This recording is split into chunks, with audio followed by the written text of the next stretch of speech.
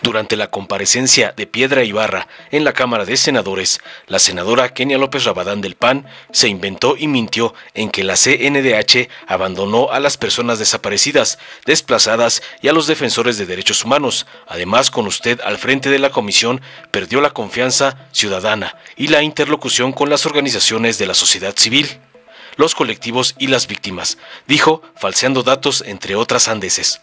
Por su parte, la senadora Antares Vázquez Alatorre, de Morena, la defendió con contundencia contra los ataques de Kenia, la chacha de Claudio X González, y entre otras cosas aseveró que la oposición golpea a la titular de la CNDH porque ella, al igual que su familia, es una luchadora auténtica por los derechos humanos. Con esa simple frase despedazó a la senadora López.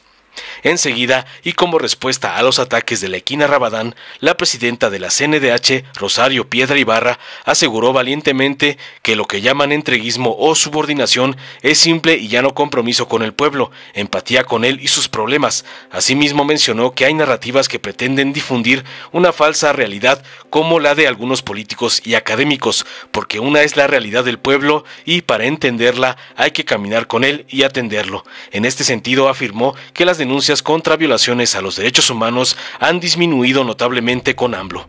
Rosario Piedra Ibarra aseguró que asistió al Senado para entablar diálogo y rendir cuentas al pueblo, no para responder calumnias ni ofensas.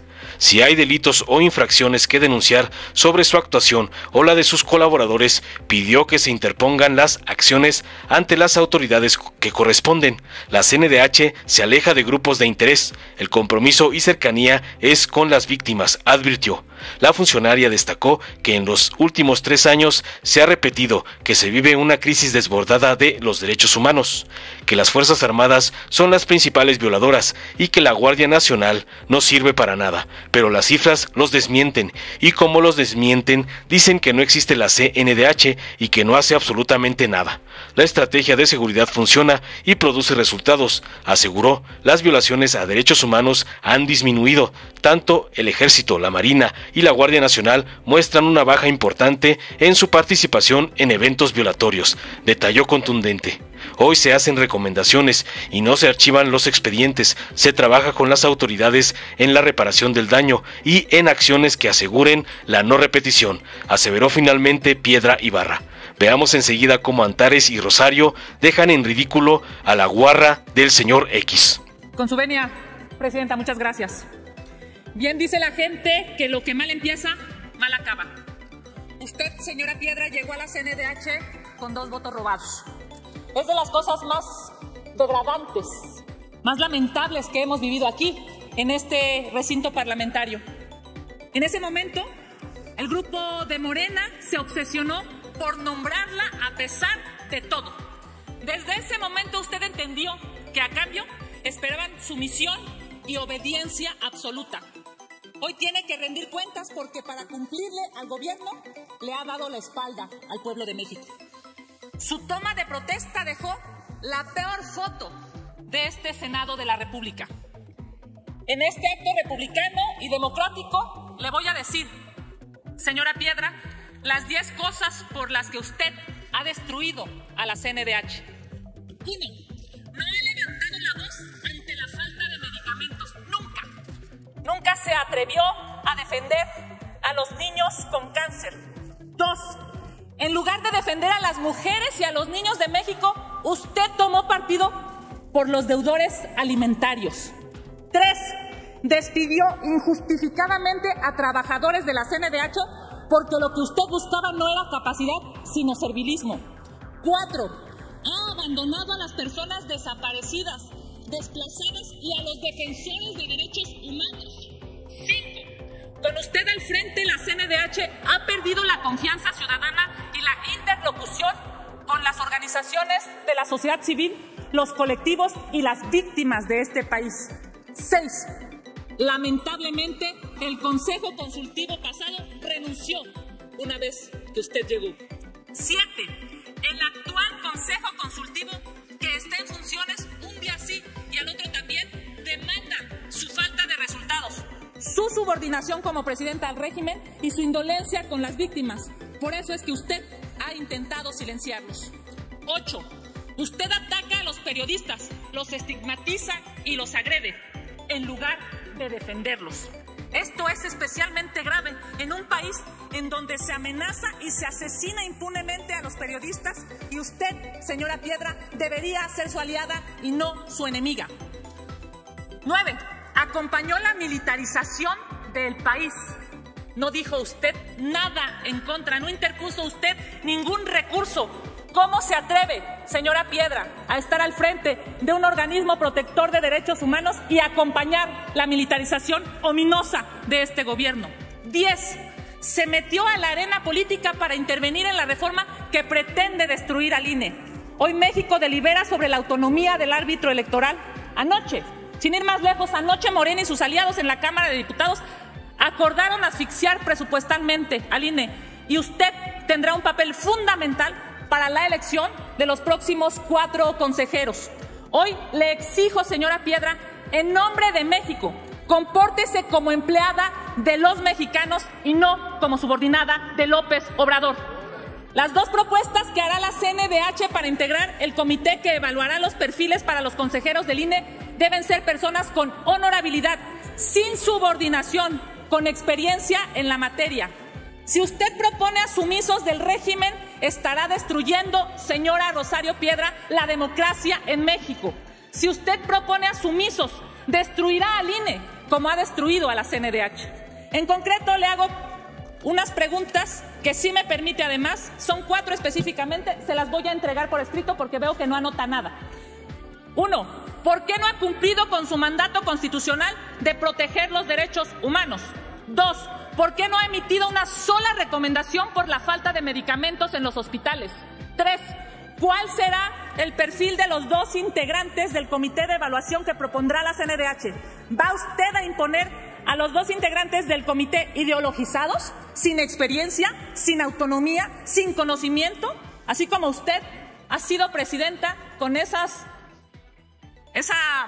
falta de capacidad, ¿va a proponer a esos 2 integrantes? 4. ¿Cómo puede dormir todos los días, señora Piedra, sabiendo que ya destruyó la institución encargada de proteger los derechos humanos? Concluyo diciéndole, ante su negligencia en el encargo y por el bien de México, le exigimos su renuncia. Es cuanto, presidenta. Le entrego las 4 preguntas esperando respuesta, y toda vez que no las escribe, aquí le hacemos la vida más fácil. Gracias, presidente. Bienvenida, presidenta Rosario Piedra, al Senado. La derecha, que desde el inicio ha tratado de desacreditarla a usted, es la misma que ha violado los derechos humanos de siempre. La han tratado de deslegitimar a base de sus tradicionales mentiras que el pueblo de México conoce muy bien. Ellos y ellas suelen ser violadores de los derechos humanos, como en esa terrible fotografía de su toma de protesta enrarecida por ellos. Se ve a senadores violentando a la presidenta del Senado, se ven los gritos, los insultos. Así son ellos, de violadores de derechos humanos, esos que votan en abstención hipócrita o en contra de las terapias de conversión. Son gente antiderechos humanos, por supuesto. Y bueno, es muy claro que en nuestro país la crisis de derechos humanos comenzó en el 2000 de manera brutal. Bueno, ha habido antes. Y a usted la repudian en buena medida, presidenta, porque usted y su familia han sido luchadores auténticos por los derechos humanos. Entonces, esta pantomima de esta comparecencia tiene el propósito de seguirla desacreditando. Pero vamos a ver que para desacreditar a alguien que tiene autoridad moral hay que tener antecedentes, ¿verdad?, históricos, y tener una buena historia que nos anteceda, ¿no? Pero bueno, fíjense que en México hay más de 85,000 personas desaparecidas. Y de estas, más de la mitad, 49,000 personas desaparecidas, lo fueron entre el 2006 y el 2014. ¿Quién gobernaba en el 2006? Ah, sí, el PAN. Y en 2014, ah, sí, Peña Nieto. Muy bien. Después siguieron desapareciendo. No terminaron ahí. También se produjo más de 1,5 millones de personas que tuvieron que ser desplazadas forzosamente, y nadie dijo nada. En el periodo de 2006 a 2012 se detuvieron cientos de personas inocentes que fueron presas y estuvieron sin sentencia, que fueron sometidas a tortura, y nadie dijo nada. ¿Sí? Esos delitos que algunos de ellos ahora con la ley de amnistía se han podido ir liberando, y el decreto que ha favorecido el presidente para este propósito. Ellos recurren a sus lugares comunes de la militarización del país.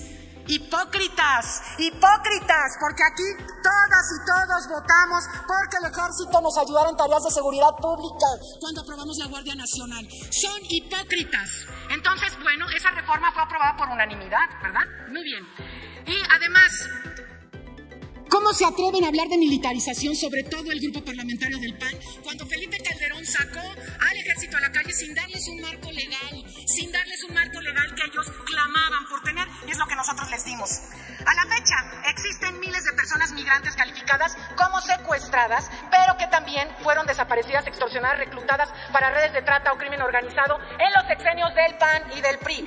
Todas y cada una de estas situaciones fueron denunciadas por organizaciones de la sociedad civil que no se encuentran presentes y que la derecha nunca menciona porque les son muy incómodas. Ellos tienen sus propias organizaciones de la sociedad civil y que todas estas crisis de derechos humanos fueron causadas por los gobiernos del PRIAN y así como en otros gobiernos de la derecha, incluso en nuestra América Latina, ¿no?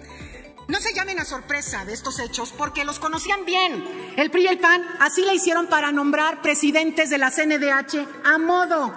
Ellos nombraron a un señor de triste memoria de apellido Plasencia.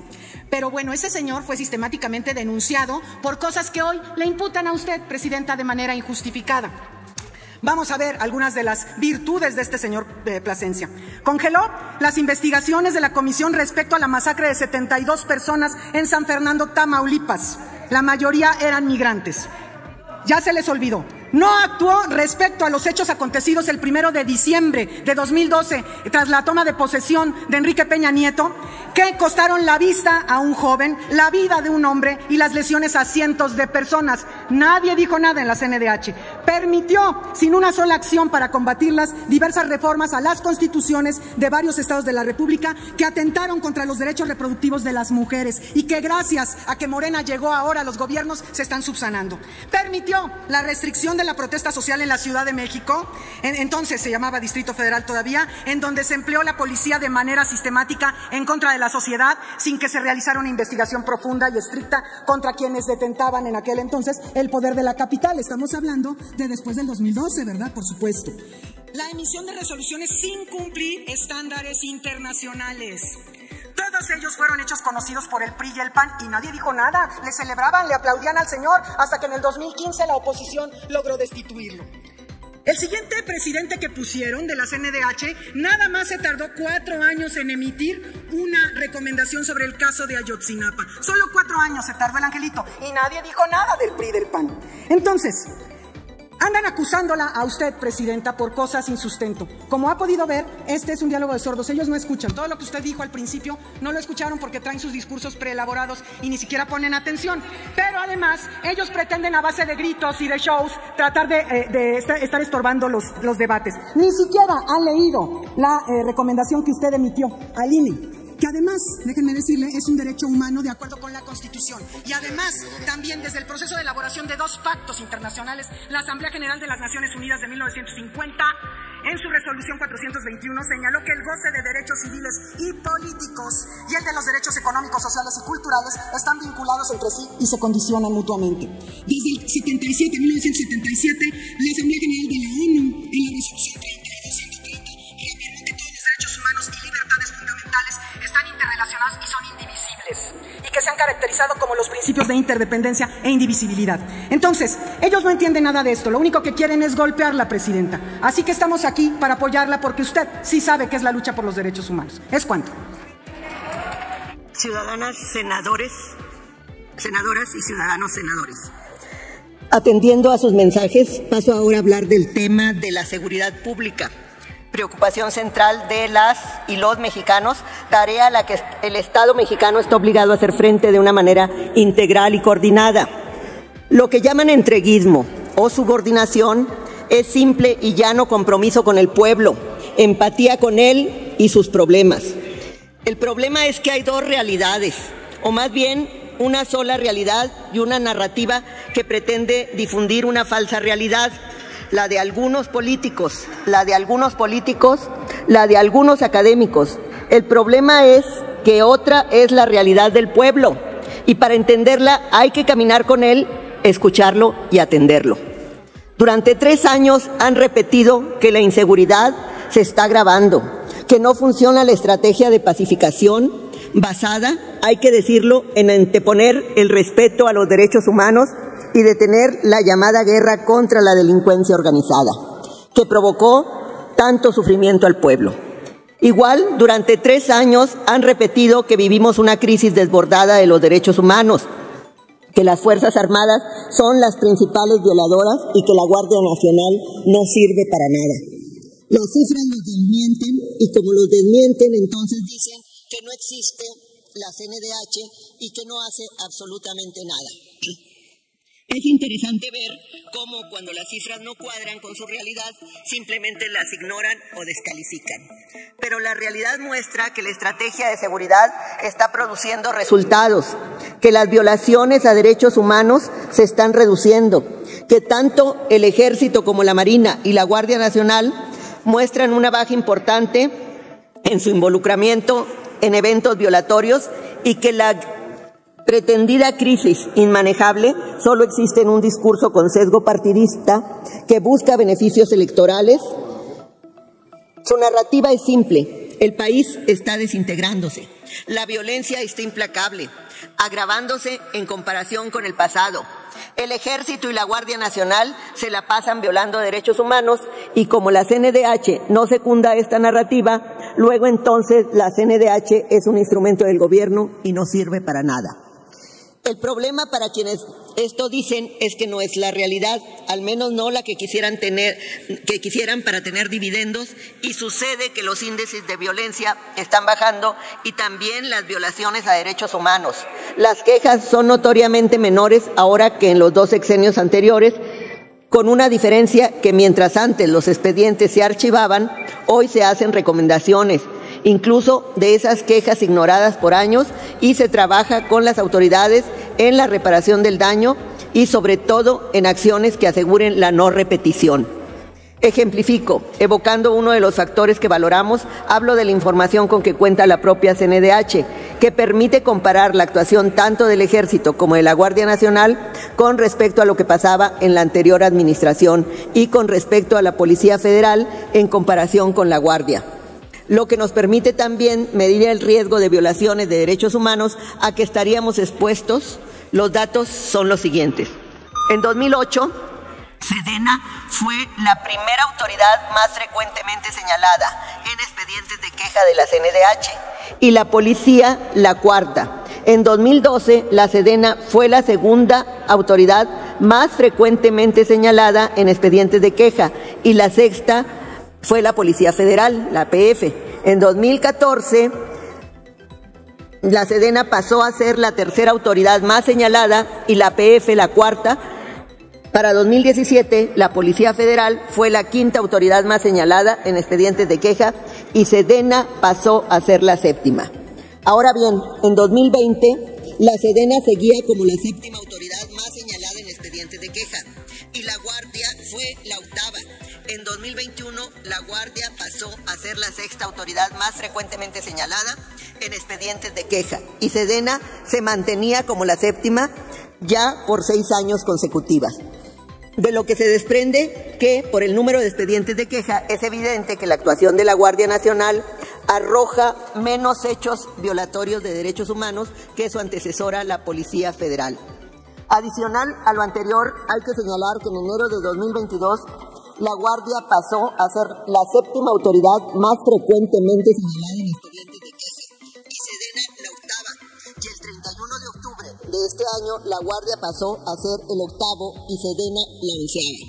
Es decir, que del mes de diciembre de 2021 a la fecha, tanto la Guardia Nacional como Sedena han dejado de aparecer entre las 5 autoridades más señaladas en expedientes de queja. Y si bien la Guardia se mantiene dentro de las 10, Sedena ya no está dentro de esas 10, es decir, que la tendencia ha sido a la baja en ambos casos a lo largo del presente año.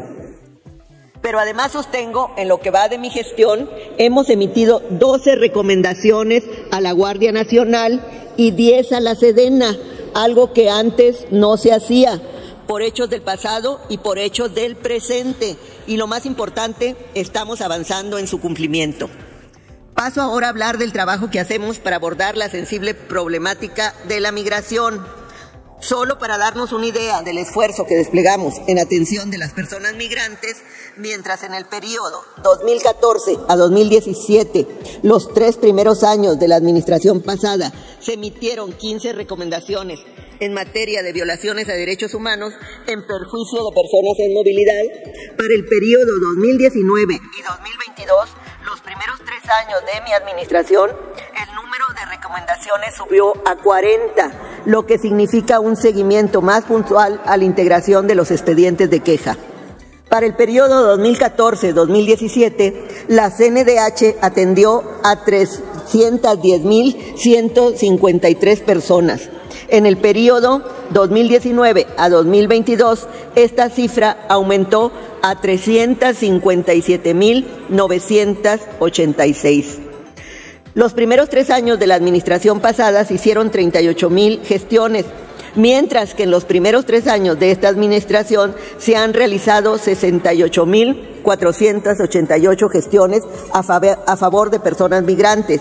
En su mayoría, dichas diligencias han tenido como finalidad que se proporcione atención médica y psicológica, información sobre su situación jurídica migratoria, derecho al debido proceso migratorio, alimentación, enseres básicos de limpieza y aseo personal, colchonetas limpias, acceso a comunicaciones telefónicas, ampliación de declaración ante el Instituto Nacional de Migración, inventario de bienes, supervisión de trámites de repatriación y acceso a mecanismos de denuncia ante las autoridades competentes.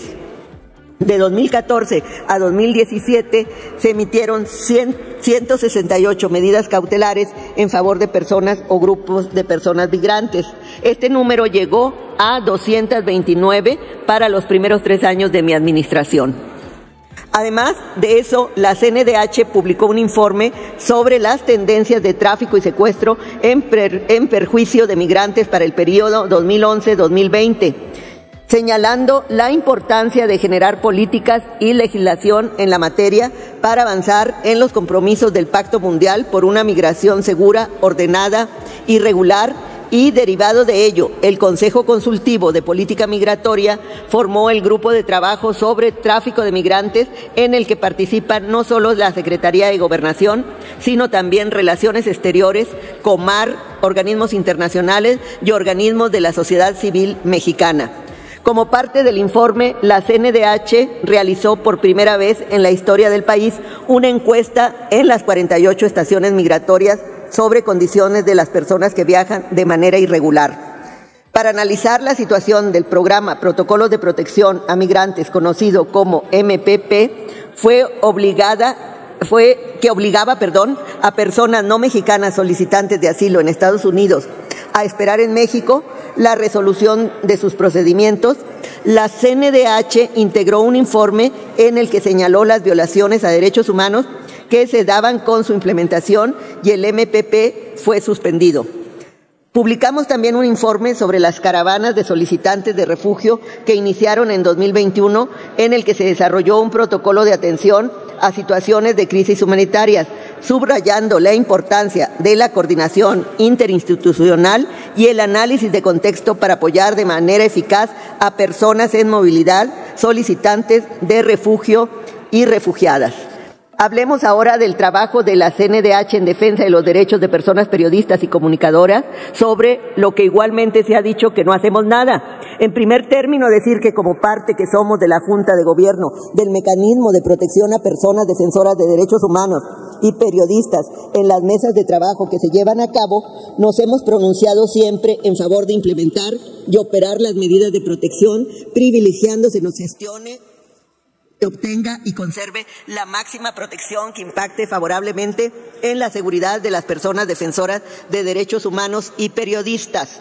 A través de la Dirección General de Agravio a Periodistas y Defensores Civiles de Derechos Humanos, realizamos un monitoreo permanente de medios de comunicación para detectar, registrar y, en su caso, investigar hechos que se hacen públicos y que pueden constituir violaciones a los derechos humanos de periodistas, comunicadoras y comunicadoras, así como de defensoras y defensores civiles. Desde el inicio de mi gestión y hasta el 31 de octubre de este año, registramos 172 expedientes, de los cuales 127 están concluidos. Contamos con el sistema de alerta para trabajar en colaboración con las comisiones estatales de derechos humanos en la protección oportuna a periodistas, y desde el inicio de mi gestión se han emitido 383 alertas. Asimismo, mientras en el periodo 2014-2017 se emitieron 3 recomendaciones ordinarias referentes a esta problemática, en los primeros 3 años de mi administración llevamos 5. Hay más acciones, pero por respeto a nuestro tiempo, ofrezco que aquellos señalamientos o preguntas que pudieron quedarse sin respuesta lo haré por escrito. Es de destacar que la CNDH forma parte activa del grupo de trabajo para el fortalecimiento del mecanismo de protección a personas defensoras y periodistas que coordina el Alto Comisionado de las Naciones Unidas para los Derechos Humanos, y se ha participado también activamente en las reuniones convocadas por la Subsecretaría de Derechos Humanos, Población y Migración, que tienen la finalidad de impulsar una iniciativa de ley general de prevención y protección ante agravios a personas defensoras de derechos humanos y periodistas.